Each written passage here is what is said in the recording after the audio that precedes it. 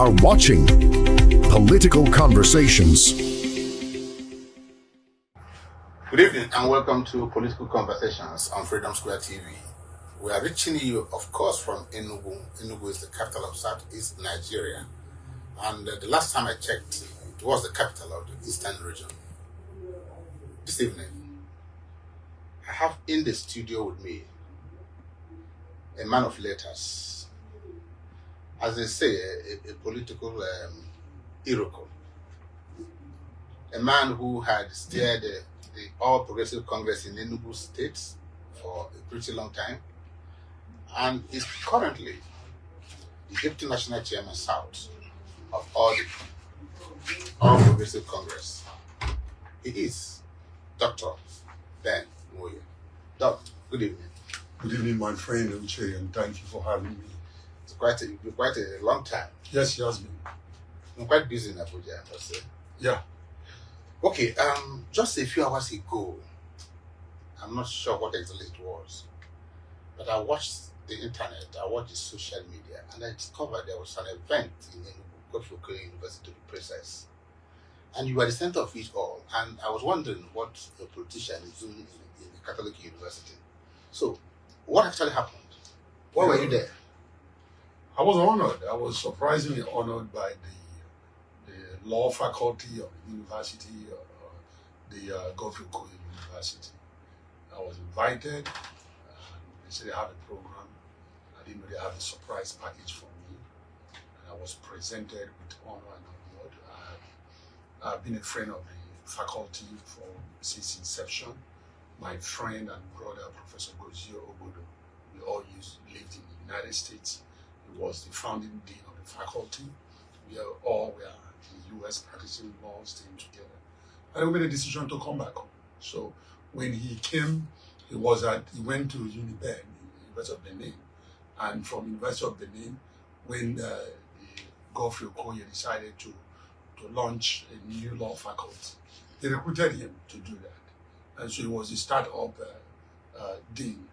And I supported him, did my best, but as a lawyer and as academia, and as a socialite. And so I become like the father of the students, the uncle of the students. So every year, annually, I sponsor the students during their law faculty.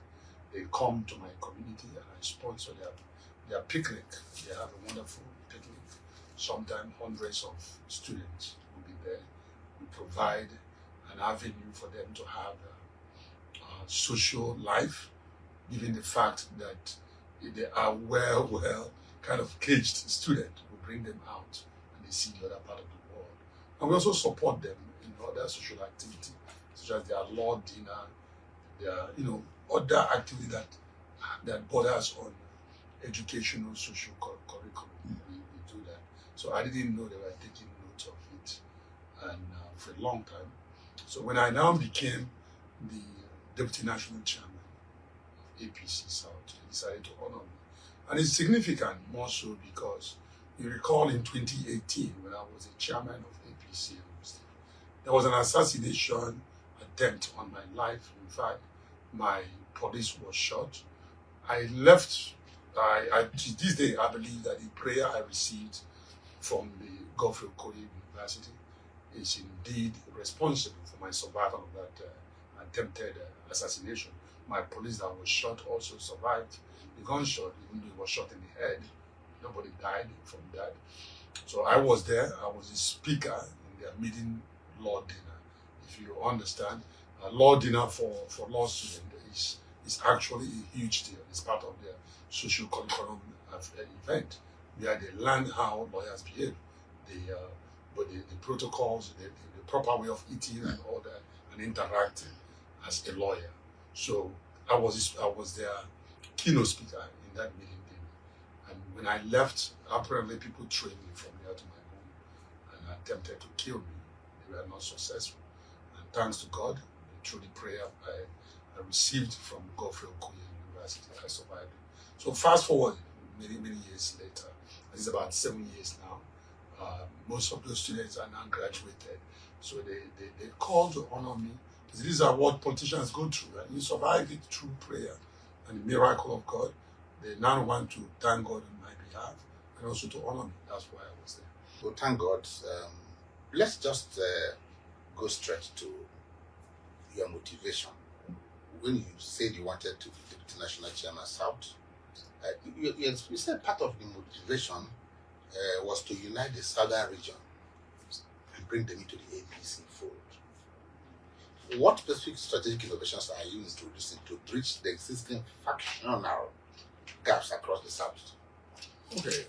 Number one is immediately after I was elected, I started going straight to leaders of the party within the Southeast zone. Started speaking to them directly, especially those leaders that have kind of founding fathers and founding mothers of the party that had taken backstage sometimes since, I would say, since sometime in 2020, 2021.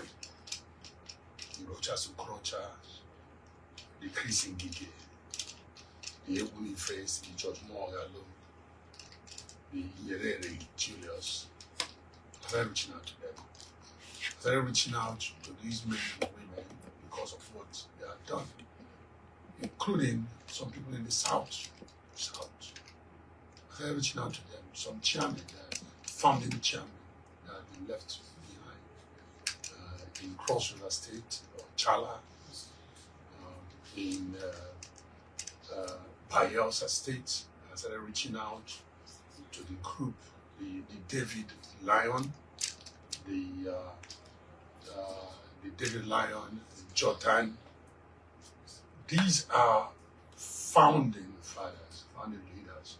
In Delta State, we reached out to Prophet Jones Erua, the founding chairman of the party, including one of my leaders, the former deputy president, who incidentally just left the party, Ovie Omar Gege. Reached out to him. I did.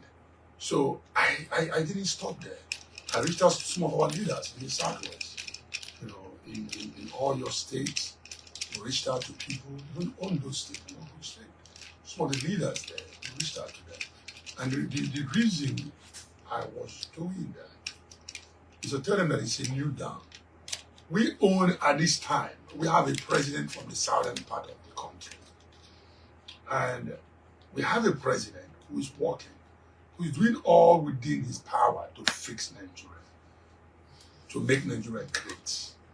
And at the same time, people are emerging bit by bit from the same southern part of the country. We are having people who say they want to run, or they are running to become president. So, majority of the opposition is coming. They are producing presidents or presidential candidates from the southern Nigeria. So those of us in progressive, or the progressives, specifically All Progressives Congress, I thought the better way of approaching this is let us go from the known to the unknown. Yes, we can campaign to the wider audience and ask them to vote for our party. That's good. But why don't we start by campaigning within, campaign to our members. Today we have well over 12 million registered members across Nigeria of APC. If we can campaign to those who have chosen to register in our party, that they should come out on election day to vote, and they should vote for our party, vote for our candidates, we're going to win. There's no other party with such number. The other parties are in a few thousand. Even there's one that is like a few hundred, about 716 members, registered members. And they are presenting presidential candidates. So as my own strategy is, yes, we need new members. There's been this historic thing about APC celebrating defectors. Those who defect into our party, we throw red carpet and we receive them. And then, but the members who have paid their dues within the party, we're not celebrating them. So the strategy was Yes, we will receive new members with a red carpet, but we'll also do so bearing in mind there are people who built the party, and we can't neglect their efforts. They have done well. They are the startup people, again, I mentioned, like Julie Rucha Sokorocha in the southeast. We can't just say we will discard him because we have new leaders. No. We love our new leaders who have taken over. Nothing lasts forever. But we must honor them for what they have done historically for a party. This man, for example, the Ifeanyi Ararume, you can't come up and you say you discard what he has done for a party in the Okigwe zone, for example. We have to recognize those who have built this party. After my meeting, by the way, George Moalo came back to the party. He had left and ran under Labour. So he started yielding some dividend. He didn't come back alone. Came back with his supporters. And today, he's back and settled. Anambra APC is getting back on track. By the way, in Ebonyi State, I reached out to distinguished Senator Julius Ocha, my man. And these people are coming back. They're coming back out. You know, it's one thing that you have not left APC. And it's another thing that you are in APC, but you are not active. Mm-hmm. Your voice is not being heard. You are not participating. They have the same effect. We can't just say that unless he's still in the party. But when you have a big name doesn't show up where you have rally. A big name doesn't show up where you have political gathering within the party system, like stakeholders meeting. There's something is wrong. Right here in Enugu, of course, I did the same thing. Those people who you recall there were reigns of suspension and expulsion. I reached out to those whose names were mentioned as people have been suspended. The former governor, the man you love so much, you work with, your friend and brother, says Solomon Chime, His Excellency, reached out to him. And these people started coming out. And of course, Yosito Kechuku, the General Jeojo Kolagos, and our distinguished Senator Ken Namani. These are big men who are taking a back row seat and decided, okay, go and do it the way you want. And you saw what happened in the last election for President Tinubu's election and for even the APC governorship election. We want to reverse that course. And I think it has yielded some, there's been some credit, some good results coming out from that. Okay, that actually brings me to the Tinubu conversation. Dr. NWOYE, you're a man, you speak your mind when you want to do that, and you do that often. You have publicly declared that one of your core priorities, or if not your core priority of your assignment, is to secure a re-election of President Bola Ahmed Tinubu in 2027. Yes. It's like you're giving mantra. Well, given the harsh economic realities in our country, what baseline message or messages are you going to use to convince other voters to support the Tinubu's second term? We are mindful of where we are. Just like, first of all, I agree with you that my being elected as Deputy National Chairman, APC South, the key thing for me is the re-election of His Excellency Bola Ahmed Tinubu as President, and re-election of Governor Peter Ndubuisimba as Governor. Of course, election of all our candidates on our platform in the entire South, where my jurisdiction limits. And wherever I can help in the North, I will also help. I will go across the nation. I will join the team and campaign nationwide. But these two are my priorities. When you talk about economic hardship, we are going through reforms. That's the message. We are going through reform, and in every country, whether it's China, whether it's even the United States, when they go through fiscal reforms, or Southeast Asia, there's usually some sacrifice. And these are the sacrifice. And this sacrifice, they are not coming with nothing in return. So we talk about most of it come with the energy sector, the subsidy removal that people cry about. Then what are we getting in return? Those things we are getting in return. We take Enugu State, for example. Every state is receiving far more money in terms of the derivative funds from the federal government because of this reform. And what the states are doing with the money lies with the states. And for the first time, the local government, the 774 local government councils in the entire country, they are now financially independent. They're getting their money. Enugu State, for example, they will tell you, they don't ask the local government chairman to return in time. So what you see is local government council building roads, building infrastructure. These are part of the reforms. And those reforms, so it's not always about how much we take home. It's not always about that whether we can, with bread, cost of bread has gone high. But it has gone high. What are you getting in return? Manufacturers in Nigeria are now exporting more goods than they did in the past. The cost of raw material is less. Reason? The financial reform, the dollar. If you look at what they did with the bringing together, the main market and the black market, whereby now fund is available. Before, some people had their kids in school outside country, and they couldn't access dollar. Reason? Because of the fraud that was in the system.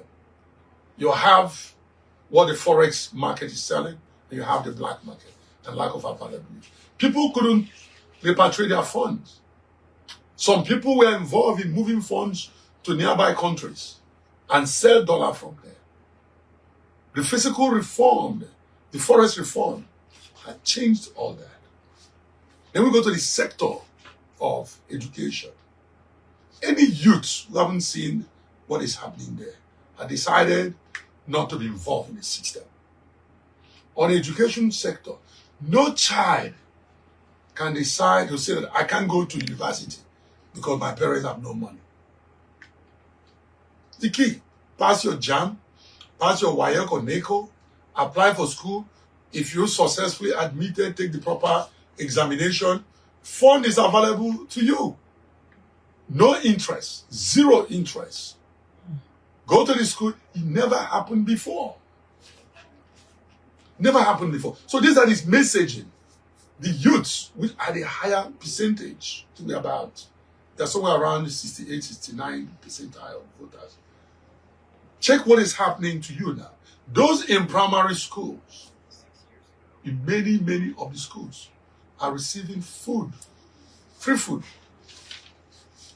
Free food, with homegrown free food. If you bring it down to Enugu, it is through that reform that the governor is able to pursue his aggressive development stride in Enugu. In 3 years, under 3 years. Look at what is happening in Enugu. We'll come to Enugu. Okay. No, what I'm saying that is that all those things couldn't have been possible but for the reforms put in place. Then, of course, the railroads, they know, our dear president knows that this economy that he wants to boost, you can't do it without transportation infrastructure. There's railroad infrastructure, new ones going up and down between the west and the north and the south and the southeast and the northeast. They are on, all of them are ongoing. There's also the port. Some of you don't know that, but they've approved dry port for Enugu. Billions of naira have been approved. It will be located somewhere in the MNA, so that you don't have to really go down to Lagos. You put those things here, and then you go and get your goods. Then the linkage of rail line with our neighboring countries in the north. Some who don't understand it, don't understand that those linkage means that those countries will be paying us to move their goods. Goods will be coming into Nigerian ports, and they'll be moving it to their country, the neighboring country in the north, the Chad, the Niger Republic, the Senegal. They'll be moving it down there. That means more funding coming to this country, so through the rail line infrastructure. You have the Lagos Calabar Superhighway, Coastal Superhighway going on. You have the Badagry Superhighway going on. These are what we get from the sacrifice. Now, anybody can sit down and say, oh, we are suffering, we are suffering, we are suffering. Go through the history of mankind. Are we not suffering? Well, it's a price we are paying. You call it suffering. We are paying certain price. We are paying, it's more like, what we are doing is, we are making sacrifice for the future of this country. We are making, this generation is making sacrifice to grow the economy of this country. We are making sacrifice to put more physical infrastructure, things that we didn't have. They are all going on every day. In the north, in the south, southeast, southwest. Everywhere. The gas line pipe, the gas pipeline. If you're moving down to Abuja, you see that pipeline going on. These are things that we didn't think of before. But this government is doing it. So when they come up and everything is measured on how much price of food is, well, it's understandable. However, the same government had increased the minimum wage. Don't forget that. From 35,000, I think 70. Some states. The economic realities have eclipsed that increase. Well, that's totally. That's argument. That is argument to be made by the critics. That's argument to be made by the critics. But even with or without the economic reality, that's increase. And that increase is across board. When they say 70 minimum wage, all others, their wages are equally increased. So when you look at it, we're not saying that people are not feeling the pinch, the hardship of reform. We say it's normal. But we can't close our eyes on the direct benefits of that reform. That way, just like when you're involved in what they call it, opportunity costs. You say, okay, do I go on vacation this month and spend my money with my family, take them on vacation to Europe? Or do I take the money for that vacation and look for some young kids who cannot even go to school and pay for their school fee? Because in the future, we'll have more, within my community, more educated people. And I decided, you know what, I'm not going to travel. I know how much it will cost me to get. But instead of me traveling, I will pick 10 kids and I will pay for their school fees. That's what I've chosen to do. But I am not enjoying myself. My kids can cry that daddy was not going on vacation. Daddy, we are not doing this, we are not. Or I can even bring it home and say, okay, every day we go to eat in restaurant. We spend 200,000 naira in spending in restaurant. But I decided, okay, let me just hire a cook. And I will pay a cook at home and then buy food. And then the remaining of it, the food will be enough for me to even open a small soup place and feed other people who would not otherwise have been able to feed. That is what is seen going on. People who couldn't go to school before because of economic reality of their family, where they are receiving minimum wage or above minimum wage, they are unable to go to school. They will call people like you and me and ask to supplement their tuition fee. They go on strike because they've increased tuition fee. They're saying, no matter where you go to school, in public school, apply. All the public schools are not paying the same. Whether you are going to UNN, where the price of school is lower, the tuition fee is lower, or you are going to ESUT with a higher tuition fee, apply. And it will be paid 100%. You don't have to pay a dime. We're even encouraging students that have money, those from family like you that are bourgeois, that when you get this money from your dad, don't pay your tuition fee. Take that money and put it in a CD. Just that video blackmail. Put it in a CD. Put the money in CD and apply for the loan. From your year 1 to the 5th year for those, let's say, the study of law, it will yield enough to pay for Dr. it. Ben, I have a lot of questions for you. Go ahead, sir. Let's just go. Yes, the opposition figures are building coalitions across boards. And it was alleged, rightly or wrongly, that your party somehow had tried to ensure that our brother B2B from the Southeast does not become a presidential candidate.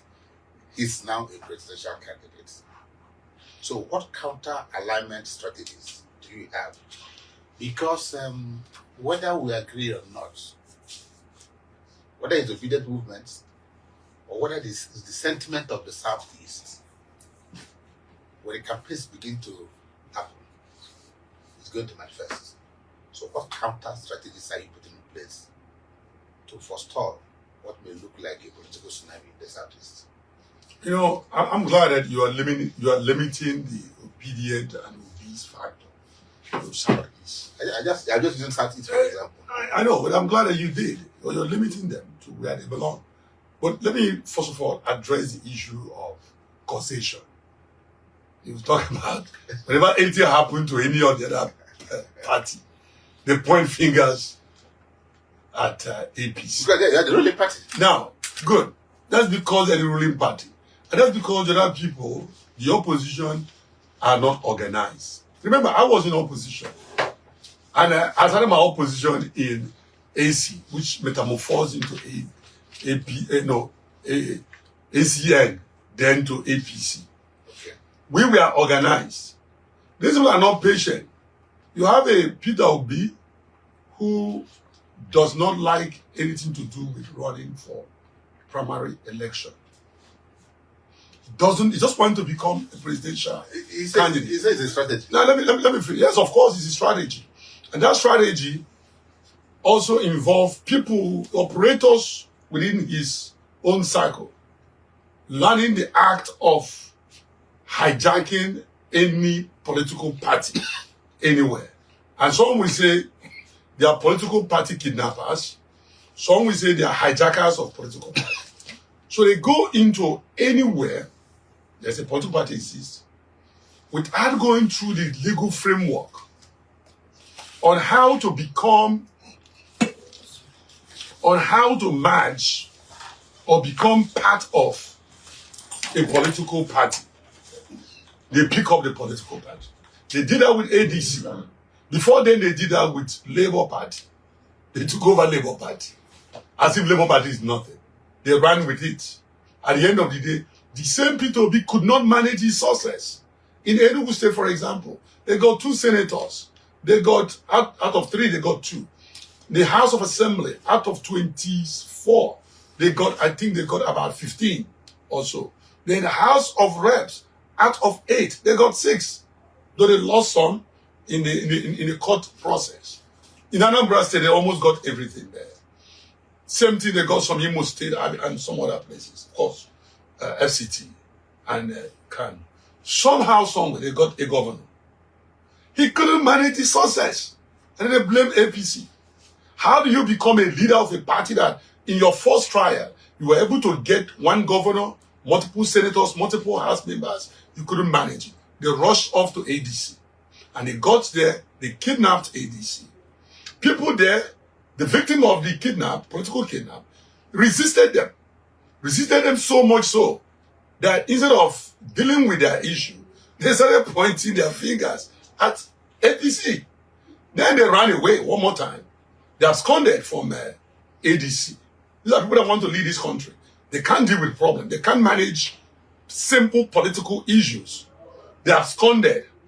And they couldn't found a party. They couldn't match with a party like we did. They couldn't get anybody together. They absconded and rushed into another party called NDC. And when issues come up in NDC, like in Enugu, for example, they are having multiple candidates. They have multiple Goba candidates, multiple senatorial candidates. They point their fingers at APC. We're not focused on P2B. But you ask me, what is our strategy? P2B is not our focus. Our concern is Nigerian people. The concern of the governor of Enugu State is Enugu people. The concern of President Bola Ahmed Tinubu is Nigerian people. So also the concern of all those elected under the platform of APC is the people they are serving. While Peter Obi in 2027, in fact, this year, when the election cycle campaign starts, he'll be talking about what he will do. He'll be blowing smoke about what he will do. We'll be showing what we have done. Okay? We'll be pointing out what we have done. President Bola Ahmed Tinubu in his campaign will be marshalling out to Nigerian people what he has done in all the sectors. The journey has not been easy, but he has a 4-year mandate. He will show the progress where we were and where he had brought us to. Things that were not in existence, he had brought up. Issues that we have and how he had addressed them. But Peter Obi will be talking about imaginary things. Things he's going to do if elected.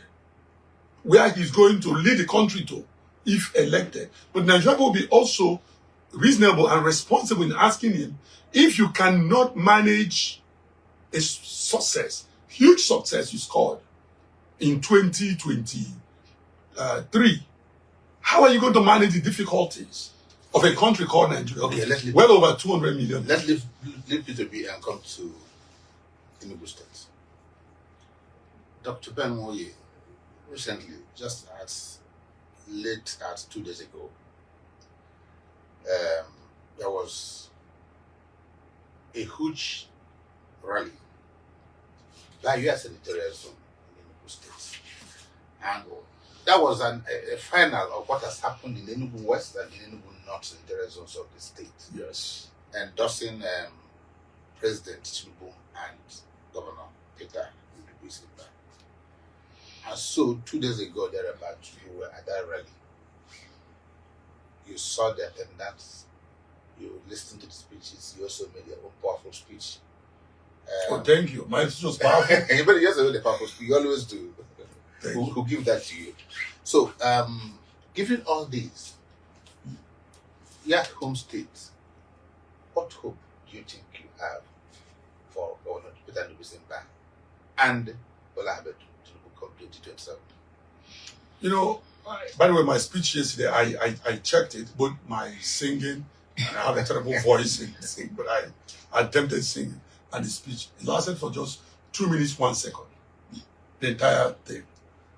And what is significant for me, and what raised my hope and my joy in that whole setting, was the presence of His Excellency, Jim Ifeanyi Chukwuobodo, and his beautiful wife, Patu Obodo, and the presence of distinguished Senator Ken Nnamani. Those two names are significant to me and people of Enugu State. Because when they speak, Enugu people will hear them. There have been rumors and talked and all that stuff about divergence view. But that 2 days, that's on the 6th rally, they call it the Ofobi rally of Nkanu people, Enugu East people, became the mother of all rallies that we did. Because it brought to bear the spirit of unity. Remember, Governor Peter Obi is an Nkanu son. We're proud of him. A very successful businessman who was on the top of the line in the downstream section of the oil and gas. And he decided to lay down and step down from that atrium of leadership of private sector and showed up to serve. And I thank him and I thank his spirit. And that service have led to transformation of Enugu State. The things we have seen and the things that are still coming in less than 3 years. We just made 3 years a few days ago. But in less than 3 years, Enugu have been transformed. And you have individuals. That's why when Senator Ken Nnamani spoke, I love his speech, and he said, people who are running because they are angry. Because either you went into an agreement with someone and you believe the person is not keeping to the agreement, or because you got an appointment and you think you are more desirous of a better appointment in the government. And because of that, He said, anyway, me too, I can be a governor. You run out of spite, out of anger, personal vendetta. Governance is not about that. Governance is about the will of the people. Here the people are seeing a transformed Enugu state. Now we say in 3 years, Enugu has been transformed in all sector, all entire sector, healthcare sector, agricultural sector, transportation, even the art and culture, tourism. All these are transformations going on. Housing, road infrastructure. I talk about health, educational structure. These are transformation, including industrialization. Things are being produced here in Enugu. The highest company, they are here producing computer, smartphone, and all those stuff. These things are happening live, real here in Enugu. Enugu has lit up again. You've made a point to be here being the capital of southern Nigeria, southern Nigeria, southeast, and then the south, east central and all that. Enugu has risen back and taken back its past glory in 3 years. So Senator Jim Wobodo dovetail on that and say, Ba is doing well. He has to go back and complete the good work. He's a good son of Nkano land. Then you have those who are running. According to distinguished Senator Ken Amani, who had issues when they held national office and had to resign in the midst of that issue. And he talked about how there's a culture in the Nkano sector, the regional culture, that a thief is not treated with kindness. They're ostracized. He didn't want to say it yesterday. Those who refuse the ostracization by the community in Nkano land, guess what they do to them? They are lynched in the olden days. No, in the olden days. That was jungle jokes. Yes, it was. But they did that. If you're caught to be a thief, and you have individuals that have been accused of academic theft, you're in academia. It's the worst crime. No. I'm saying it. Don't push that narrative. Let me finish. It looks like a double-edged sword. Let me finish. It could be, but let me finish. It could be. Well, what I'm saying is that we at least have on record one of those running, they want to be the Enugu, is known to be an angry man. One is running as a result of anger. And we say we reject anger. When you're angry, it's emotion. You can't lead well. One is running, whom we already know that he had occupied a very high office in this country, and paraded himself, and story came up, and under that mysterious story, he stepped down from that office. A man that served. That was actually an act of honor. I agree. No, I agree. I'll give you that. I agree. I agree. Yes. I agree. So, but that act of honor, would any people want to experience such act of honor? Because when that act of honor, assuming we're not going, the courts have not found him. We're not. I'm not about guilt. I'm not about who's guilt or who's innocent. I'm not dealing with that. There's no case in court. There's no case in court here. But if I went to school somewhere, okay, I went to school somewhere, and I've stated where I went to school, and I have my academic credentials, and I don't need a court to say that I went to school in that school. What I need is a little piece of paper they gave me at the completion of my studies. And they've given me that paper. And I paraded that paper.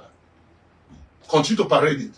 If somebody can go to that school and find out that, in fact, the school itself, not being somebody, the school itself, someone write them and the school says that paper is no good. Let me tell you, I was a commissioner of FCCPC. It's a statutory appointment, a federal appointment. I went through the DSS and ICC investigation. Do you know that DSS went to my office in Port Harcourt? I'm worried.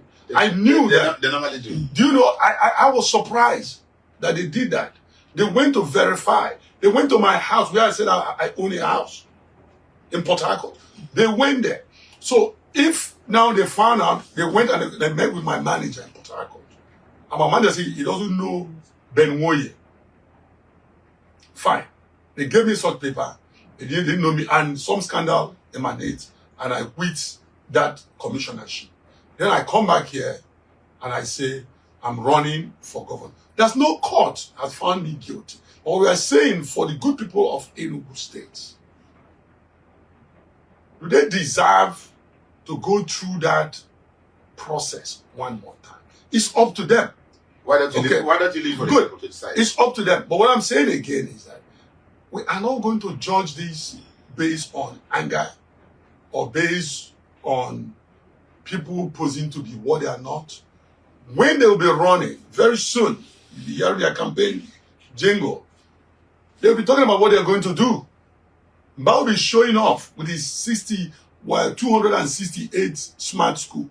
68, not 260. And they'll be saying they will build school. The same Mbao will be showing them what he had built, the 300-bed international hospital. He'll be showing off with the Moribund industries that has been started up. He'll be showing them the road he had constructed. That's why road infrastructure. He'll be showing them, the same people that are from Kano, by the way, in Kano, how he has connected in Kano East and in Kano West. That bridge, I've run it now. I can go from Amuri without coming to Enugu and travel through the back door. I can even come from there to Enugu, to Owo. So Mbao will be showing those bridges. Why they'll be saying they are going to do this, they are going to do that. When they come to the healthcare, Mbao will be showing physically how he built one type 2 healthcare per ward. It's unheard of. And they'll be saying, oh, we are going to stop infant mortality through this, through that, if you elect us. Mbao will be showing you what he will use to do that. So it's going to be a night and day. Let me tell you. It's like you're speaking for the people of Enugu State. I am speaking the fact. Remember you said I speak my mind. I'm not speaking for anybody. Okay. But I'm speaking my mind because I have seen these things. Let me say something I've heard you say, and that is about the supremacy of the party. You once talked about you can't be ruling a party and not respect the law. How are you handling powerful state actors or governors who attempt to bypass party guidelines? Or do you assume, as they normally say, that whatever the governors say, that's what we should do? I think you just made a very, very huge accusation without specificity. You know, that has not, as a party leader and a party manager, that has not come to my notice. Under your watch? Under my watch. And but as a chairman, a former state chairman, and now as a deputy national chairman, it's out. Now, you mentioned that Omagege not too long ago. I mentioned Omagege. Isn't that part of what you are talking about? No. Omagege, I read the paper, what Omagege said, the reason he's leaving the party. Omagege is free, as a free Nigerian. The right to associate. Also, the right to associate is totally, completely written. Okay. And that same right is where you derive the right not to associate. After all, he was in PDP. He left PDP and joined APC. Okay? And from there, he became the deputy Senate president. So he has the right to choose another place. You say NWOYE. What about NWOYE? You've been complaining about marginalization. Listen, anybody, he's also in and it's state government structure that undermined him. No, it's not true. These are accusations that you are raising. No, I listened to him. You listen to him and you're repeating what he said. As a party manager, what we deal with is complaint that comes to us. We don't go on internet like you, the media guys do. We don't go on social media. No, you also depend on social media. No, not for complaint. I depend on social media to see what is going on as source of information. Is okay, but not as a party manager. If NWOYE has a petition or a complaint, it will be treated. And it will come with specificity. It will be treated. Let me tell you, in our party, as I speak to you now, we have over 400 complaints. Over 400 complaints from various people who ran for various positions. From governor, House of Assembly, House of Reps, to Senate. They tender their complaint. We have committees dealing with it as we speak. That is the rule of law I talked about. If something happened to you, you should complain. People that came to me personally to complain that certain things went wrong during their primaries, I personally asked them, put it in writing, submit a complaint, give me a copy. Okay, so we don't take it lightly.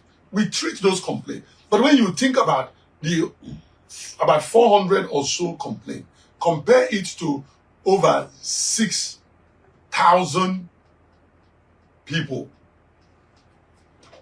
that purchased forms and ran for various positions. You know that it is very small mathematically. When you compare both, you see that what we have done, we have run a very good primary. APC primary came out. Look at Enugu State, for example. Let's take Enugu. I like to take Enugu. This is my home state. And it's one state that I'm most familiar with because of the fact that I'm from here. Enugu State, I think we are about, for all the people that ran for office, we have only four petitions emanating from Enugu State. We have a governor here. That is extremely low when you compare to the number of people who vie for these positions and the height of these people that vie for this position. These are not little people. And only 4 persons. And so far, only 1 person had gone to court to file the lawsuit. Some with the fact. So when you think about it, that of all this noise, we have 24 House seats. 8, that's it, 24 House of Assembly, State House of Assembly seats. 8 House of Reps seats, 3 Senate, 1 governor. It's about 30-something, 31, 32 seats. And multiple people purchase form to run. In many of them. Only 4 persons are dissatisfied with the conduct of the election. That's a huge success. And we are not by any means treating those 4 with the kid glove. We are examining them. They are before a committee. They are looking at it. And people are being contacted to tender their evidence. Don't just write petition that there was no election. There are such petitions where you say there's no election. There's no evidence of what you're saying. Then I give it to Enugu State. 2 days ago, the chairman of the party in Enugu State was my guest, and I had asked him what was the magic that Enugu remains one of the most peaceful states after the primaries. That you can't contest, okay? Even if there are 4, of course, it's still a negligible number. Yes. But an injury against 1 is just an injury against all. Assuming there was injury. Okay. It's an allegation of injury. So let's hope you handle that well. I want to ask you about your progressive group. Okay. You know, prior to your return to APC, when you took a sojourn sometime, and I don't know where you traveled to, but you came back. But before you came back, you had the progressive. How are you managing that progressive group alongside your former role as the deputy national chairman of APC? You know, or has the progressives gone? No. Are they sabbatical? They are not sabbatical. They are existing. So where are they? It's a support group. Okay. The Progressives group is a support group, which I am the founder. I'm proud to say I am the founder. And I am the grand patron of the Progressives group. And they have a new leadership, and very soon they will be unveiled to you. So the new, by the way, from the Progressives group, we have produced, of course, the deputy national chairman, South, and from the Progressives group, we produce the zonal woman leader, Southeast, and then from the Progressives group, we produce the Enugu State SA on youth mobilization. So we have a lot that we have done, including some, people who are now SAs and PAs to various other people. And then this is a core support group for both Peter Mba and President Bola Ahmed Tinubu, and for good governance. You know, at that time when I formed it, I was apolitical. I decided to be apolitical. But now that I'm back, then we are supporting any party. So we are restructuring. We're going, that's why I say we're launching, we are restructuring to refocus the support we've been there for APC candidates. Okay, before you accuse me of saying something that is not true. Because I'm a man who has my ears to the ground and my eyes open. Because as a media man, we go to beer parlors, we go to Ngobi centers, and we hear what you may not hear in a high office. Because you not that high. I go to beer. I'm not sure. Now, there are very sound murmurs going around by the very old APC in the Enugu State. And they say, look, that the PD people, they call them invaders, that they came to the APC. And when the chiefs are now down, that the invaders have taken over everywhere. Have you heard about that? And if you did, how true or false? No, I've heard that. Okay, and I can tell you so that what is it? the people that are saying that, some of them... Be empirical if you want to do that. Of course I am. Okay. Those whom I've known have said that. Let me give you the background where they said it. Please go ahead. They said when the party congresses were held, that PDP just returned. I wanted to go to that. Okay, I want to go to that. I wanted to go to that back. Yes. I'm glad you brought that. Yeah, of course I have to. Because we're here to inform the people. There's a lot of misinformation going around. Because people shut their eyes from the reality. The reality is this. Before the PDP, many people moved from PDP to APC, including the governor. He moved, and all his structure moved to APC. Before he did that, there was a party called APC that was in disarray. And that party, APC, had a structure. And that structure was in such disarray that it was not clear who is the chairman in each ward and in some local government. The people were being suspended, removed, and added. And that particular structure had served out their term of 4 years. Let's get that part clear. The APC, as was existing, had served out their term. And then they were running on a borrowed time. They gave them a small window before Congress. They were on caretaker, unofficial caretaker. They were not announced as caretaker. But they had run beyond their 4-year term. At that point, when I was asked to come and serve, my party asked me to come back and serve and help to reorganize Enugu State APC. If you recall, I came back to serve as APC caretaker chairman. I was of an Aborigine, call it founder APC member. I was one of them. In that particular 7-person committee, nobody from those joining new from PDP was a member. You had myself, then the Eugene Odo, who ran in 2019 as senatorial candidate for APC. You had Ambassador Fidelia Njeze, okay, as one. She left, long ago left, by 2022 or so, she had left PDP and joined APC after the issues with their primaries. Then you had, of course, Dr. Che Dozier, one of the founding members of APC, your brother, CNN. You had Dr. Obiaj, member of ACE, founding member. Then you had the youth leader. Not one person from those coming into APC from PDP was a member of that caretaker committee. That was done. 100% of people of other APC people. These people complaining said no word. But again, I said, remember, the entire 4 years of APC had expired. Then, in the course of PDP, people moving from PDP to APC, they made sacrifices. Meetings were held, agreements were reached.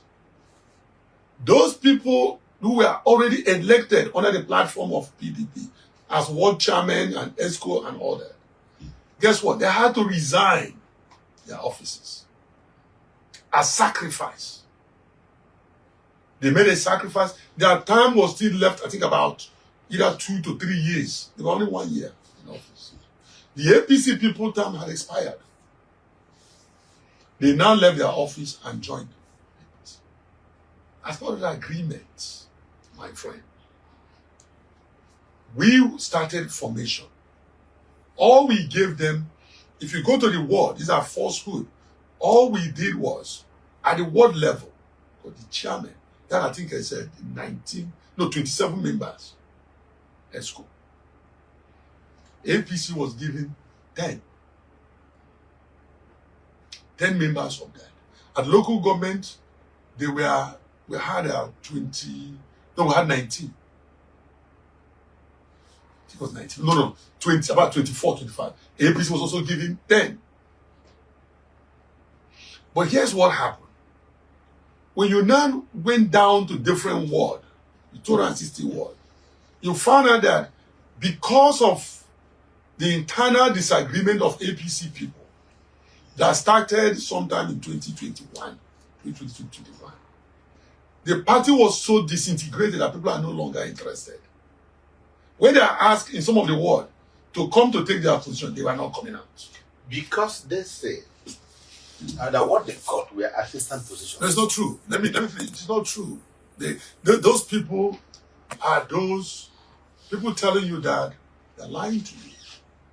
I was the chairman in charge. These people, some of them were still clinching on imaginary position that they are founders of the party. Some say they are the owners of the party. Some are busy abusing people coming to the party and calling them invaders. You use that word. Yeah. That's they are being irresponsible. These are people that, remember, there were issues. Some of them were people that were suspended. And through the entry of the governor, they are being called back into the party. They now came back and said that they are the owners of the party. Some would refuse to attend ward meeting and say that these people are PDP, we don't deal with PDP. Even when I call some of them to a meeting, private meeting, at local government level, I went to all the 17 local governments. When I gave them position to serve in the caretaker, they refused to serve. They took a position that this is their party, that nobody can do this for them. Dr. Ben, if we make a summary of what we've just done, we just became an advocate. No, we are saying the truth of the yes. Now. Let me tell you. PDP now. No. Let me tell you something. The part where you say empirical, I can give you their list. Some of them you know them. They wanted to leave the party. Some have already left the party. Some of them are now in NDC, running for position because they had this idea of ownership, and that ownership is without responsibility. These are people who never spent any dime calling for it. When I was pulling the what you call now the progressives group, they refused to show up. They were chased out of the party. I can name them off record. They were chased out of the party. They remained by those not PDP people. When the former Guba candidate of APC then came on board with the then chairman, and they decided to start suspending people. Okay? Most of them were those that were suspended at their various ward and local governments. And so they were out of the party. So when the Governor Peter Ndubi Simba's initiative came and they were coming in, I reached out to them. So when they came on board, they came back, they now started throwing their weights. These are people who, when we are doing, remember it was a battle. I was here. During the battle, they were nowhere to be found. They dodged bullets. When they were chased out, they remained out. At one point, APC was dead in Enugu State. Dead. When I mean dead, it was dead. And we went and resurrected what is called the Progressives Group in order to support President Bola Ahmed Tinubu and the good governance in general. I was supportive of Governor Peter Ndubi Simba. It was in PDP and I was in APC. So those people stayed away. They didn't want to be touched. As soon as Governor Peter Ndubuisi came on board, they now came out and said that they are leaders. I organized a meeting. Maybe you don't know this. I brought all of them to government I'm house. not a member of your party now. Yeah, you know, but those people telling you, the beer parlor informant, the beer parlor informant will not tell you that. I took them directly to His Excellency Governor Peter Ndubuisi. I took them there. There were over 200 of leaders, and they were given opportunity to express themselves, make demand. Some of them went there and began to make personal demand. Okay, we have I have two more questions for you before I leave. But are you satisfied? It's okay, we'll leave it at that. You can't finish the conversation now. Okay. Yes, you powerfully supported, campaigned for His Excellency Governor Peter Mpato to join APC, even at the risk of your life. There were several challenges, but you persisted, and Peter came and became the leader of the APC. And so when you began campaigning for the office you hold now, they say it was payback time. They say it was payback time. And Peter, the governor of Enugu State, stood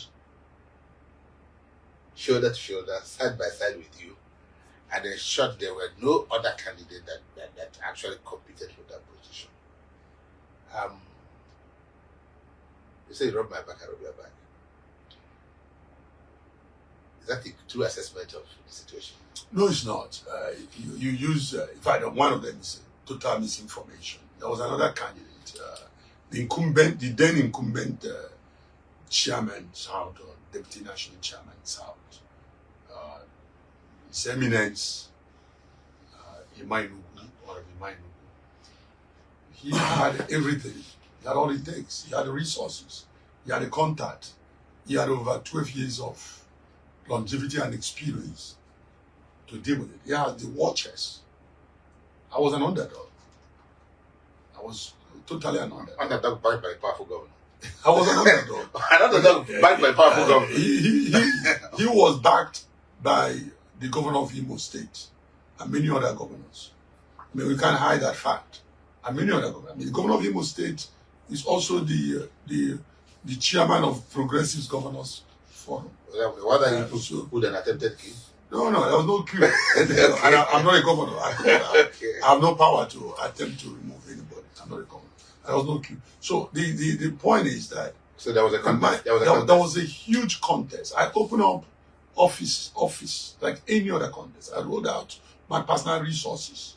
I reached out to every human being that I knew that had voice and votes everywhere around the country.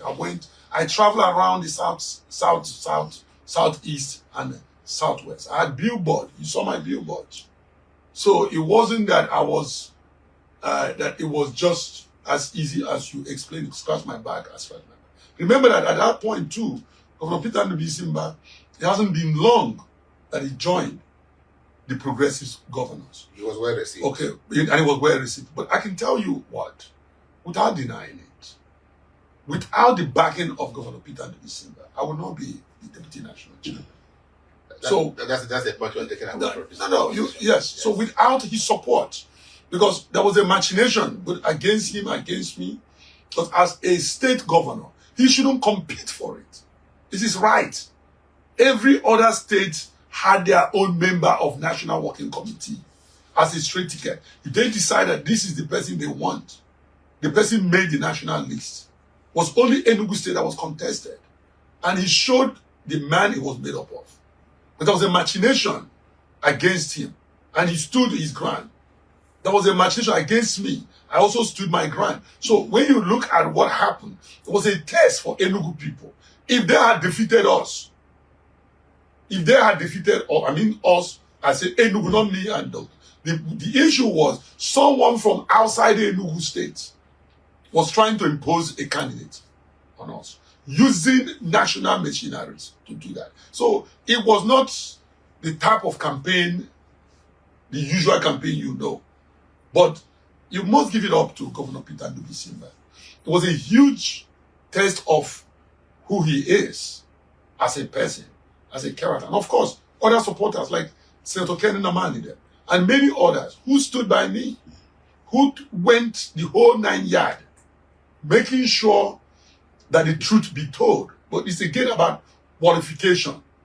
It's about who will do this better, who will lead. Because remember, we're all going into campaign. This thing I'm doing is not campaign, but it's information. That the person was there, do you know the office was unknown office. Now you know the office. The office is being discussed. I'm here with you.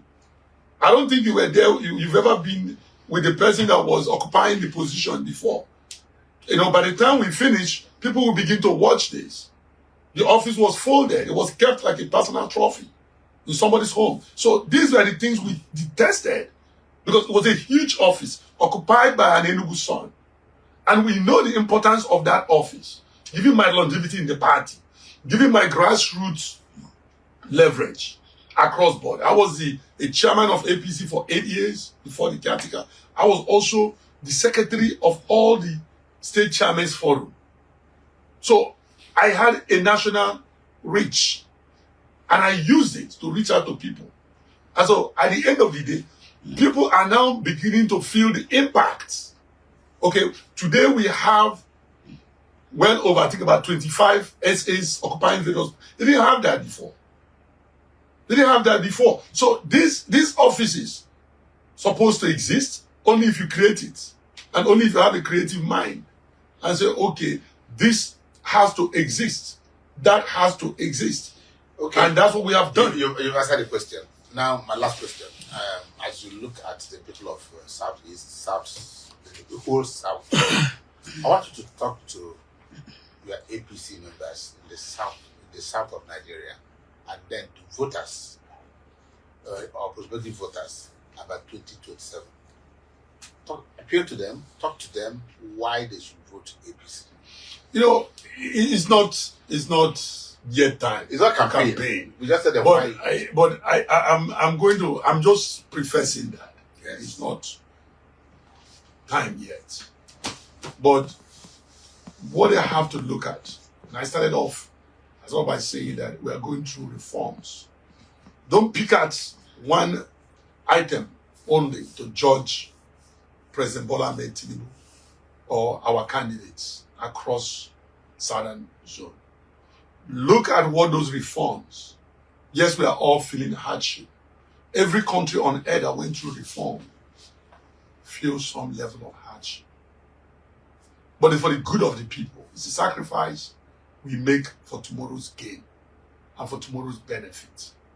So, but when the election will come up, when we start going round and making campaign, we'll be able to point to you things that were not existing before, that this government had brought to you, such as the students' loan.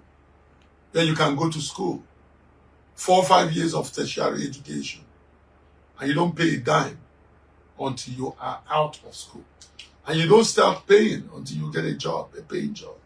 And you don't pay any interest rate. It's backed by the federal government.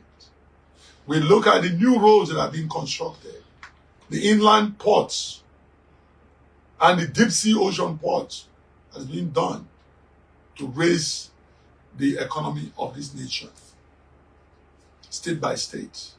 And look at it, the type of government that we have that have said, okay, let's take the government down to the people, to the third tier. We are local government and now all over the country. It's no longer optional. They are forced to be elected people. Before, governors appoint caretakers or interim chairmen here and there. Now they are all elected. The entire 36 states plus Abuja operated by elected council chairmen and ward councillors. Not only did he do that, but this is a president that made sure that they get their money. So that it's not when something goes wrong in your community, you say, Mr. President, ask your councillors what have they done with the money. These things are not automated. You can go online and you see how much is coming into your own local government. Ask your governor, the money they get, what do they do with it? It's not just about Mr. President. In Enugu State, when you come here, the governor can answer that query. He can tell you that every local government are allowed to operate independently. They have financial independence. No money is taken away from them. And that's why we see the local government chairman competing to build road, competing to build school, competing to help farmers with fertilizers and other farming resources. That's why you see the healthcare industry. So we look at these things. The sacrifice we're making today is for tomorrow's gain. So when the election will come, those coming from the south also be very, very mindful that they want to depress and subtract our election, our votes.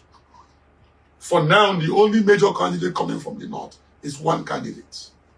We must be mindful of that. It is the turn of the southern Nigeria to produce the president for 8 years. We must be mindful of dividing our vote just for division's sake. There are people running for this election who know very well they will not win. And these are the people they call spoilers. They want to play the spoilers role. Don't fall prey to empty promises. Look at what is on ground. The improvement has been made in all the sectors. Transportation, education, including security. Yes, kidnapping is there, but much is being done to curb the menace of kidnapping, including on power sector.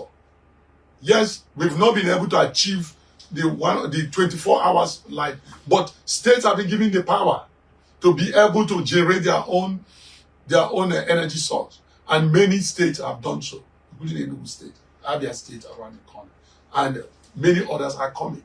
So these things are things we need to look at as we are progressing. It won't happen one day. As the saying goes, Rome was not built in a day. A Nigerian economy, infrastructure, security will not all be built in just 4 years. Then speak to the Enugu directly. Not to the people of the south. Speak to Enugu. Yes. Enugu people, you have seen how Enugu has been transformed. You have a smart governor. And when we say smart, he started off by talking about smart school. Smart cities. Smart cities. Smart people. We are now being seen as smart people because of Governor Peter Ndubisi. You should be proud of this, your son, this, your governor. He's an exceptional human being. Look at the airline, for example. Under 2 years, he gave you Enugu Air. Today, an Enugu person or residents or indigene will go from Enugu to Kano. It's unimaginable. Non-stop flights to Kano. By the end of the year, people will be going from Enugu to United States to UK with Enugu Air. It's unimaginable. And needless to talk about other smart things he has done. But guess what? They're now Enugu is about to produce its own energy source. The plant is being built. In a very short time, Enugu State will become the #1 state, the state where we will have 24 hours light supply. Done with our own energy source, coal. Enugu is now the first state that has pronounced itself independent of the federal government. The budget can be run without receiving a dime from the federal government. So this is a governor that has done these things in under 3 years. He still has 1 more year to go. This is not a time to change. There are people who are running for whatever reason. They're entitled to run. We're not saying that anybody should not run. They're entitled to contest. But take a look at your choice, what you have today on ground. The rural roads, the urban beautification. In 2 years in a row, Enugu State came #1 as a smart green city. In the first instance, they received 100 million from the first lady. The second instance, they said they won't pay us again. They got tired of paying us.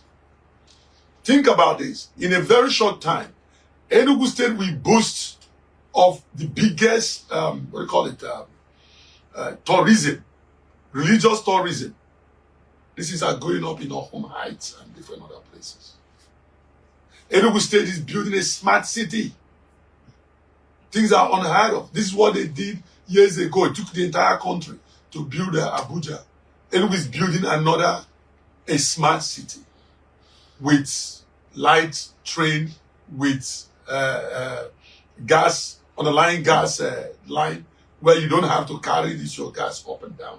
You have gas being supplied from a central station.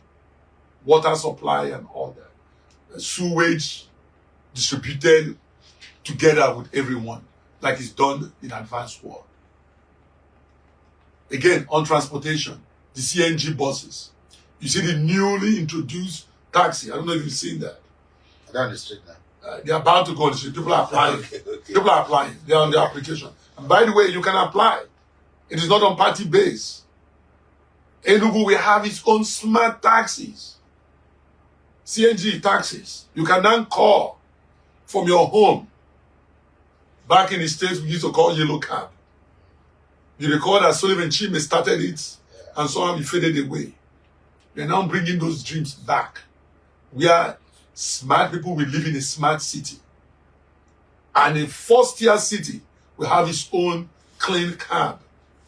And you don't have to be afraid of who's carrying you to either your tourism destination or your shopping mall. Enugu State will be hosting, because of this governor, conventions after convention. When the new dome will rise up at the new smart city, it will be number one. There are 3 hotels rising up in Enugu now. A signature hotel, including Marriott. And Enugu State will be only second city in the entire Africa housing Marriott. This is unheard of. And so when we are talking about election sometimes is not all about changing a candidate or voting somebody out.